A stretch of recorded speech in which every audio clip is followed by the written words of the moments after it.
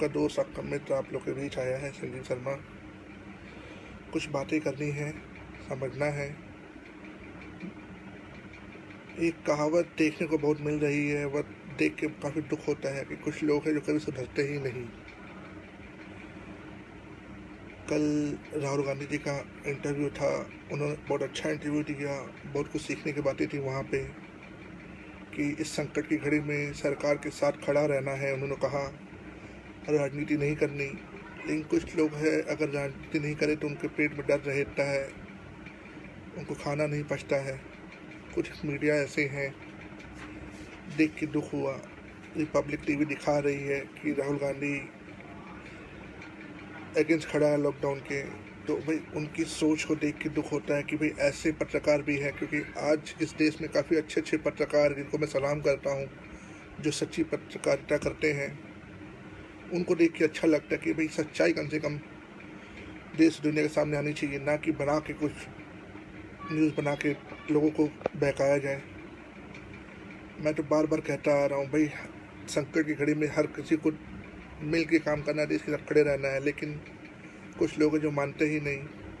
ये देख के दुख होता है, क्योंकि उनका काम ही है देश में जहर घोलना। हमें उन सब लोगों को इग्नोर करते हुए अपने जो काम कर रहे हैं उसको जारी रखना है।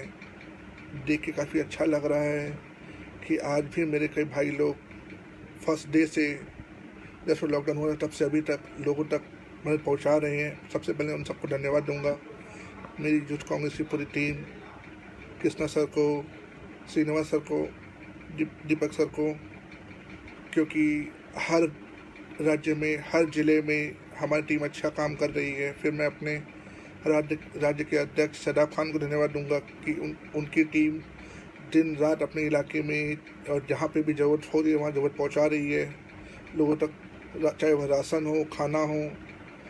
पहले उन्होंने काफ़ी मदद की लोगों की, उनको घर पहुँचाने में भी। अब जो घर नहीं पहुँच पा रहे हैं उन तक मदद पहुँचा रहे हैं, वो किसी भी ज़िले में हो, अपनी टीम को बोल के। और ये देख के काफ़ी अच्छा लग रहा है।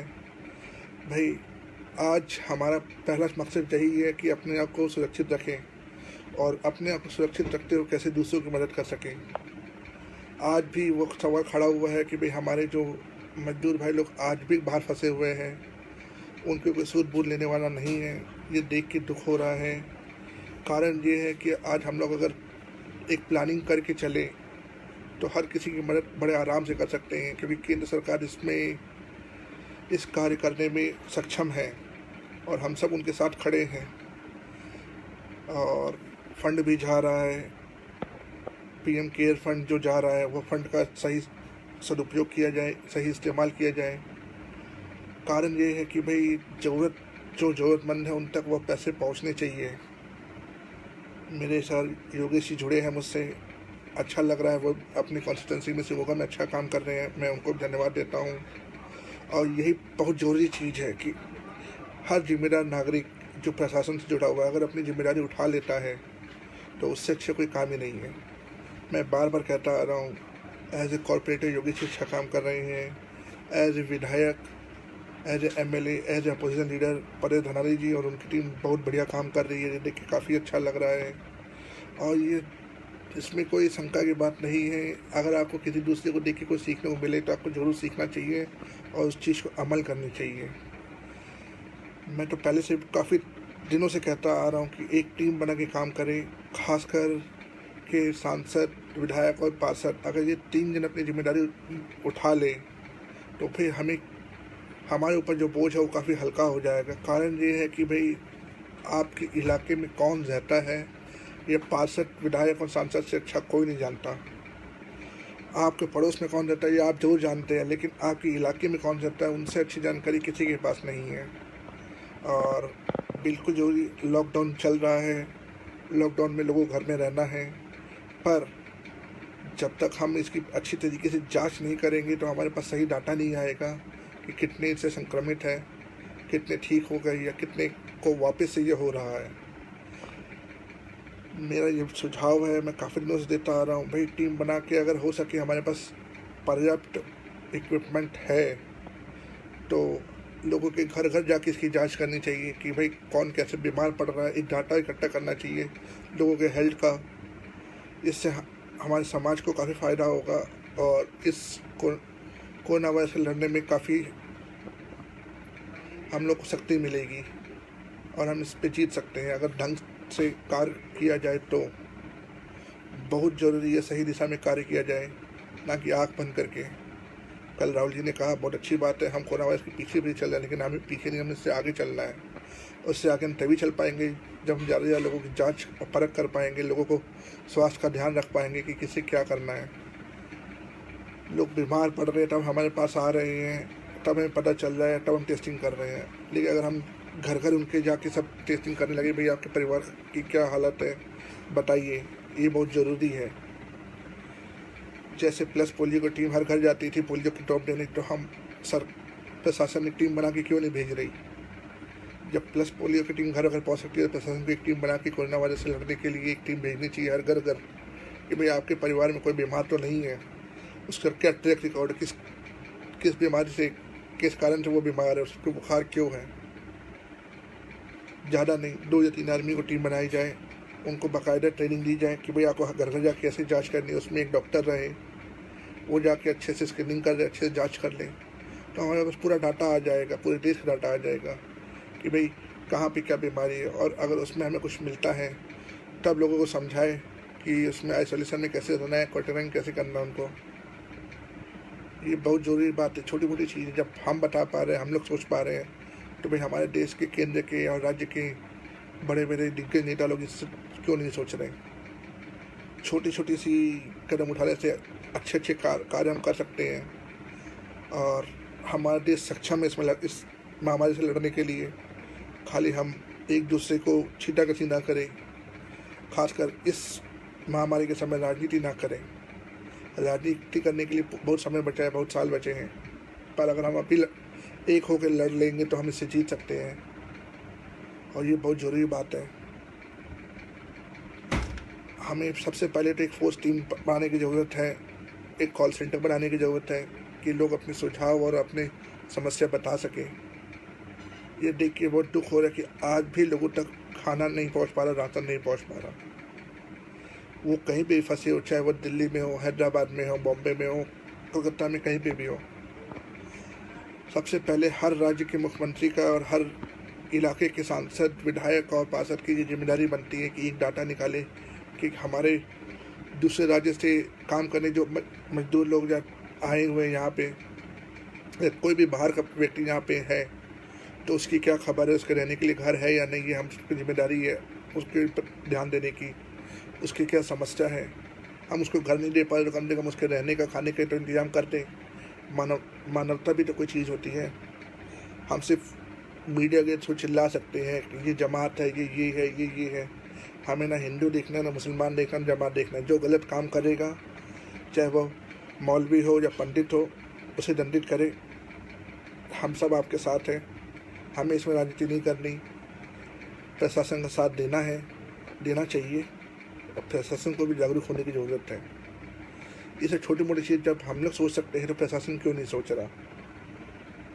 खाली एक फ़ोन करना है अपने सांसदों को, विधायकों को और पार्षदों को कि अपने अपने इलाके की हर एक नागरिक की जानकारी दे कि किसी क्या समस्या है।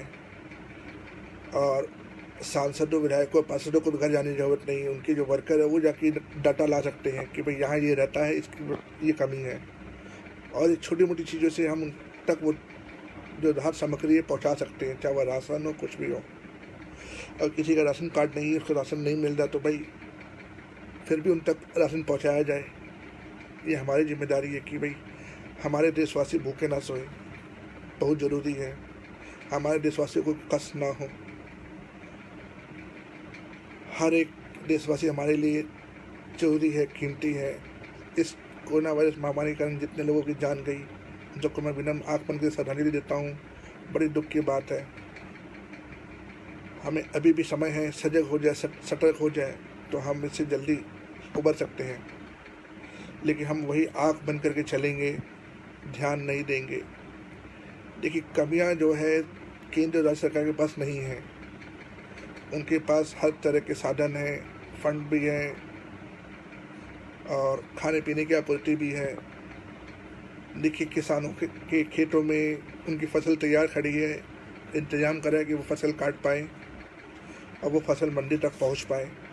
जो ज़रूरी सामान है वह रुके नहीं, वह